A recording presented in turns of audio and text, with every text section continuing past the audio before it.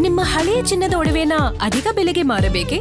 ಆಟಿಕಾಗೆ ಕಾಲ್ ಮಾಡಿ 8880 Attica gold company. Haveri ಜಿಲ್ಲೆಯಲ್ಲಿ ಮತ್ತೆ ಜೋರಾಯಿತು ಕೋಮು ಕಿಚ್ಚು.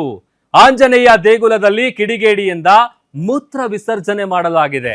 ಅನ್ಯ ಕೋಮಿನ ಯುವಕನಿಂದ ದೇಗುಲದಲ್ಲಿ ಕಿಡಿಗೇಡಿ ಕೃತ್ಯ ಎಸಗಲಾಗಿದೆ.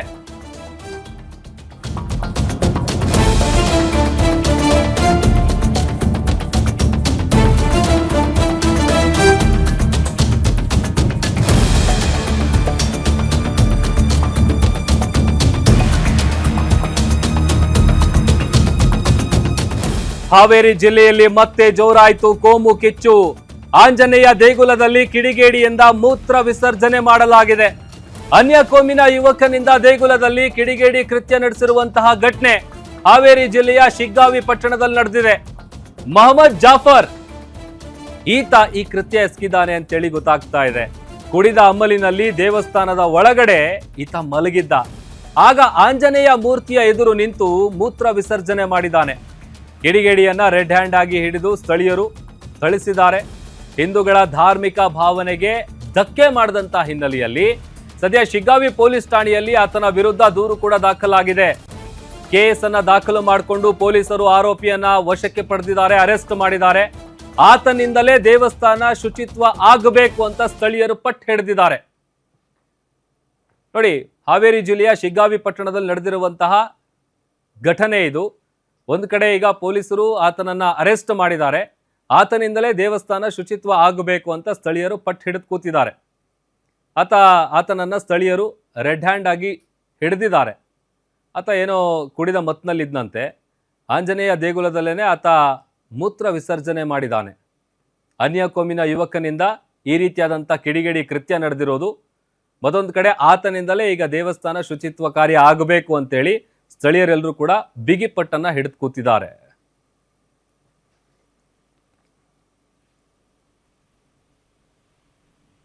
ಈ ಬಗ್ಗೆ ಮತ್ತಷ್ಟು ಡೀಟೇಲ್ಸ್ ಕೊಡ್ತಾರೆ ನಮ್ಮ ಪ್ರತಿನಿಧಿ ರಮೇಶ್, ದೂರವಾಣಿ ಸಂಪರ್ಕದಲ್ಲಿ ಜಾಯ್ನ್ ಆಗಿದ್ದಾರೆ. ರಮೇಶ್, ನಿಜಕ್ಕೂ ಕೂಡ ಅಸಹ್ಯ ಅನ್ಸುತ್ತೆ. ಆತ ಕುಡ್ದಿದ್ನೋ ಮತ್ತೊಂದು ಮಾಡಿದ್ನೋ, ಬಟ್ ಆತನಿಗೆ ಪರಿಜ್ಞಾನ ಇರಬೇಕಿತ್ತು. ಏನ್ ನಡೆದಿದೆ ಎಕ್ಸಾಕ್ಟ್ಲಿ ಅಲ್ಲಿ?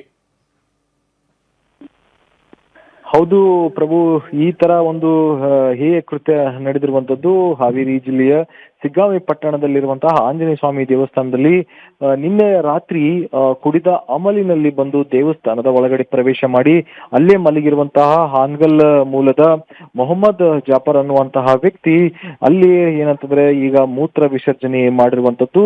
ಈ ಒಂದು ದೃಶ್ಯವನ್ನು ನೋಡಿರ್ತಕ್ಕಂತ ಏನು ಅಲ್ಲಿರ್ತಕ್ಕಂಥ ಆಟೋ ಚಾಲಕರಾಗಿರ್ಬೋದು, ಸಾರ್ವಜನಿಕರ ಆಗಿರ್ಬೋದು, ಅವರೆಲ್ಲರ ಒಂದು ಕೆಂಗಣ್ಣಿಗೆ ಮತ್ತು ಭಾವನೆಗಳಿಗೆ ಈಗ ಧಕ್ಕೆ ಆಗಿರುವಂತದ್ದು. ಸೊ ಹೀಗಾಗಿ ಕೂಡಲೇ ಆತನನ್ನ ಅವರು ಹಿಡಿದು ನೀನು ಇಲ್ಲಿ ಏನೇನ ಮಾಡಿದ್ದೀಯಾ ಅನ್ನುವಂಥದ್ದನ್ನ ಪ್ರಶ್ನೆಯನ್ನ ಮಾಡಿದಾಗ, ಜೊತೆಗೆ ಏನು ಅಂತಂದ್ರೆ ಆತನಿಗೆ ಸಿಟ್ಟನ್ನ ವ್ಯಕ್ತಪಡಿಸಿ ತುಂಬಾ ಜೋರಾಗಿ ಕೇಳಿದಾಗ ಇರುವಂತಹ ಸತ್ಯವನ್ನ ತಾನು ಮಾಡಿರ್ತಕ್ಕಂಥ ಕೆಟ್ಟ ಕೆಲಸವನ್ನ ಈಗಾಗಲೇ ತಿಳಿಸಿರುವಂತದ್ದು.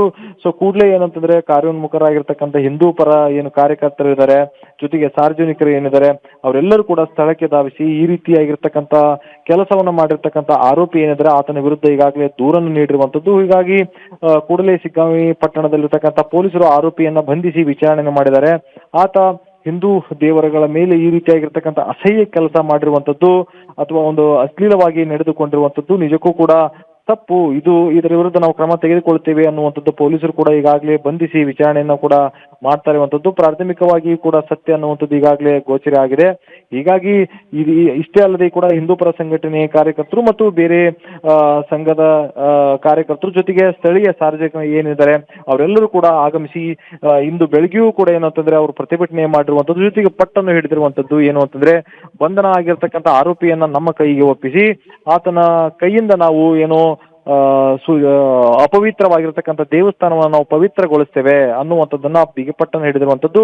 ಆದ್ರೆ ಇದಕ್ಕೆ ಯಾವುದೇ ರೀತಿಯಾಗಿರ್ತಕ್ಕಂಥ ಸೊಪ್ಪ ಹಾಕದ ಪೊಲೀಸರು ನಾವು ಒಂದು ಕಾನೂನು ಕ್ರಮವನ್ನು ತೆಗೆದುಕೊಳ್ತೇವೆ ಅನ್ನುವಂಥದ್ದನ್ನ ಹೇಳಿ ಈಗ ಪ್ರತಿಭಟನಾಕಾರರನ್ನ ಸ್ವಲ್ಪ ಸಮಾಧಾನ ಮಾಡಿರುವಂತದ್ದು. ಪ್ರಭು, ಓಕೆ, ಥ್ಯಾಂಕ್ ಯು ರಮೇಶ್ ನಿಮ್ಮೆಲ್ಲ ಡೀಟೇಲ್ಸ್ಗಾಗಿ.